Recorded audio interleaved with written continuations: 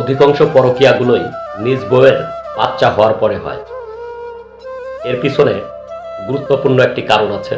কারণটি হচ্ছে, আমাদের সমাজ ব্যবস্থায় যখন কোনো মহিলা বাচ্চা প্রসব করে, দ্যাট মিন্স তার বাচ্চা হয়, এই বাচ্চা হওয়ার পরে সে এতটাই মা হয়ে যায় যে স্বামীর দিকে আর খেয়াল থাকে না। সে আর নিজেকে কখনোই বউ হিসেবে স্বামীর কাছে উপস্থাপন করতে পারে না। আর মহিলারা এতটাই সন্তান প্রিয় হয়ে যায় যে সে তার স্বামীর খেয়ালই রাখে না।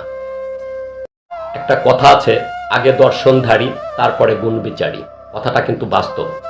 আপনি যদি আপনার স্বামীর সামনে নিজেকে প্রেজেন্ট, দ্যাট মিন্স নিজেকে বউ হিসেবে প্রেজেন্ট না করতে পারেন, সে অন্যদিকে যাবেই। আর এটা বর্তমান সমাজের বাস্তবতা থেকেই নেওয়া। অধিকাংশ ক্ষেত্রেই দেখা যায় তার নিজ বউয়ের প্রতি মোহ হারিয়ে ফেলে। দ্যাট মিন্স স্বামীর যে মনের চাহিদা, এ চাহিদাগুলো অধিকাংশ মেয়ে অবহেলে হারিয়ে ফেলে।